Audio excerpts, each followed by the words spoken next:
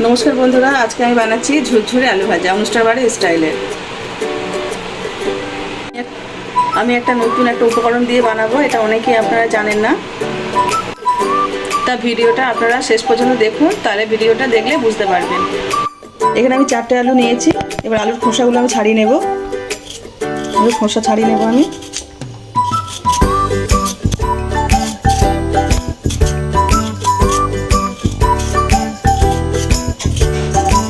আলুর খোসা আমি ছাড়িয়ে নিয়েছি, সবগুলো খোসা ছাড়িয়ে নেব। গ্রেটার একটা নিয়েছি, গ্রেটারের এই সাইজটা নিয়েছি, ছোটোটা নিয়ে নিই, বড়োটা নিয়ে নিই, মাঝারি সাইজটা নিয়েছি গ্রেটারের। এবার আমি এটা দিয়ে গ্রেট করে নেব।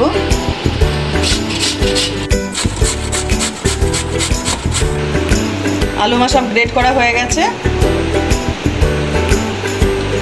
এবার ভালো করে আমি ধুয়ে নেব আলুগুলো। এবার ভালো করে জলে ধুয়ে নেব আমি, 3 বা 4 বার করে ধোবো।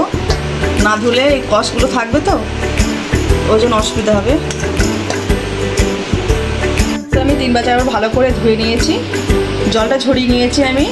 প্রথমে বলেছিলাম যে আমি আজকে একটা স্পেশাল জিনিস দিয়ে বানাবো, আলুর চিপস। এই দেখুন, এটা হচ্ছে সেই জিনিস। আমি নিয়েছি ফটকিরি। এই ফটকিরি দিয়ে আলু চিপস বানালে আলুটা খুব মুচমুচে হবে। আপনারা হাটে বাজারে যে কোনো দোকানে গিয়ে খোঁজ করলেন, এই ফটকিরিটা আপনারা পেয়ে যাবেন। এই ফটকিরিটা আমি এখন গুঁড়ো করে নেব। আমি গুঁড়ো করে নিয়েছি, এবারে আমি জলের মধ্যে দিয়ে দেবো। এবার ফিটকিরি জলের মধ্যে আমি আলুগুলো দিয়ে দেবো। আধ ঘন্টার জন্য আমি ভিজিয়ে রেখে দেবো। এটা ভিজিয়ে রেখে দেবো আধ ঘন্টার জন্য। আধ ঘন্টা আলুগুলো ভেজানো হয়ে গেছে। এবার ভালো করে আমি জল চিপে রেখে দেবো। এবার জল চিপে নিচ্ছি। নিগড়ানোর সময় একদম জল থাকলে হবে না, ভালো করে নিগড়ে নিতে হবে।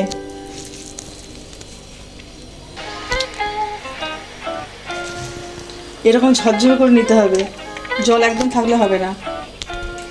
আলুগুলোর থেকে আমি সব জল নিগড়ে নিয়েছি। এবার একটা কাপড় পাতিয়ে দিয়েছি, কাপড়ের উপরে আমি পাতিয়ে দেবো যাতে জল না থাকে, একদম শুকনো যেন হয়ে যায়।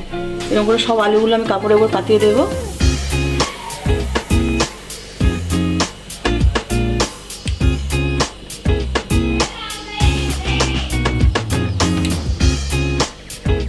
সব আলু আমার পাতানো হয়ে গেছে।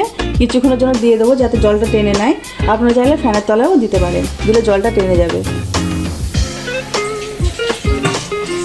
আমি কারি পাতা নিয়েছি আর বাদাম নিয়েছি। কারি পাতাগুলো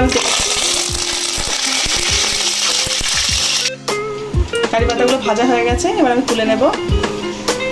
এবার বাদামগুলো আমি ভেজে নেব। বাদামগুলো আমার সব ভাজা হয়ে গেছে। এবার আমি তুলে নিয়েছি। আলুগুলো দেখুন, আমি জল ঝরিয়ে নিয়েছি, কি সুন্দর শুকনো হয়ে গেছে। জল ঝরিয়ে পাতিয়ে দিয়েছিলাম। এবার আমি তেলে ছেড়ে দিচ্ছি আলুগুলো।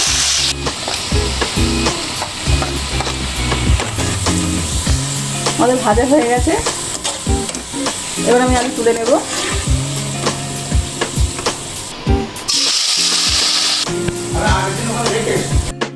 সব আলু আমি ভেজে নিয়েছি।